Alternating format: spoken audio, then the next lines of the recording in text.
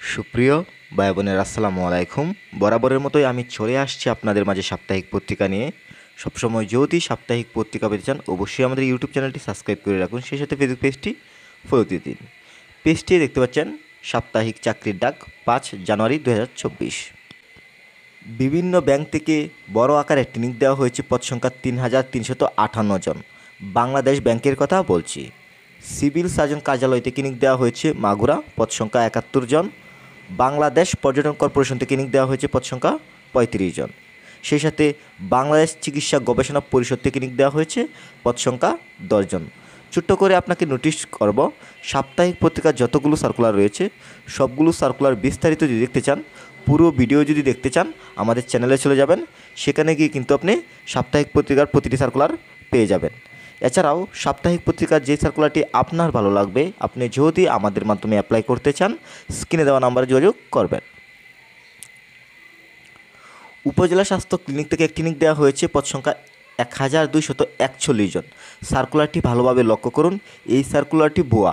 এই ধরনের সার্কুলার থেকে দূরে থাকবেন, কেননা দীর্ঘদিন যাবৎ এই ধরনের সার্কুলার ভিডিও আপলোড করে প্রতারণা করে আসছে। এরপর দেখতে পাচ্ছেন হবিগঞ্জ কৃষি বিশ্ববিদ্যালয় থেকে নিয়োগ দেওয়া হয়েছে, পদ সংখ্যা 33 জন।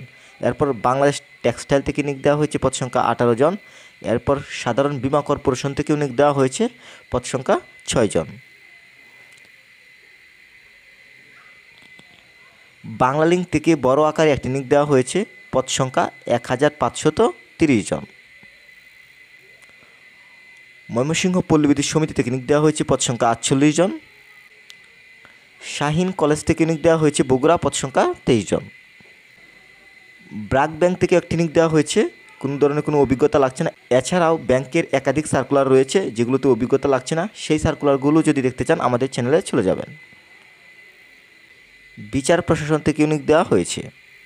জেলা পরিষদ কার্যালয় হবিগঞ্জ থেকে নিয়োগ দেওয়া হয়েছে।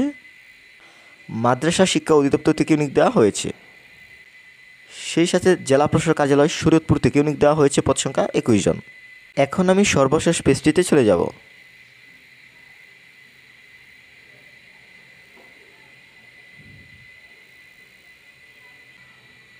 বঙ্গবন্ধু শেখ মুজিবুর রহমান বিজ্ঞান ও প্রযুক্তি বিশ্ববিদ্যালয় থেকে নিয়োগ দেওয়া হয়েছে, পদ সংখ্যা 20 জন।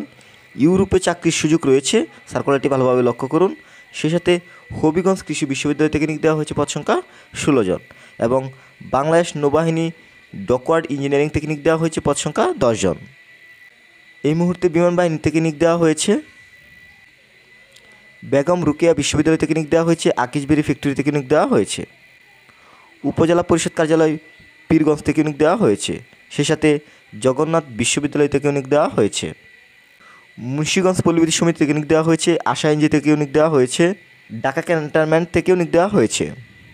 জেলা প্রশাসক কার্যালয় শরীয়তপুর থেকে নিয়োগ দেওয়া হয়েছে। জেলা পরিষদ কার্যালয় হবিগঞ্জ থেকে নিয়োগ দেওয়া হয়েছে। সেই সাথে খুলনা থেকেও নিয়োগ দেওয়া হয়েছে। এখন আমি তুলে ধরব এই সপ্তাহের টপ 4টি সার্কুলার। 1, বিভিন্ন ব্যাংক থেকে নিয়োগ দেওয়া হয়েছে, পদ সংখ্যা 3358 জন। 2, সিভিল সার্জন কার্যালয়, পদ সংখ্যা 71 জন। 3, বাংলাদেশ পর্যটন কর্পোরেশন, পদ সংখ্যা 35 জন। 4, বাংলাদেশ চিকিৎসা গবেষণা, পদ সংখ্যা 10 জন। এই হচ্ছে সাপ্তাহিক পত্রিকা। সবসময় যদি সাপ্তাহিক পত্রিকাগুলো পেতে চান অবশ্যই আমাদের ইউটিউব চ্যানেলটি সাবস্ক্রাইব করে রাখুন, সেই সাথে ফেসবুক পেজটি ফলো দিয়ে দিন। সেই সাথে সাপ্তাহিক পত্রিকার যতগুলো সার্কুলার রয়েছে সবগুলো সার্কুলার বিস্তারিত যদি দেখতে চান আমাদের চ্যানেলে চলে যাবেন, সেখানে গিয়ে কিন্তু সার্কুলারগুলো দেখে নিতে পারবেন। সবার সুস্বাস্থ্য কামনা করছি। আল্লাহ হাফেজ।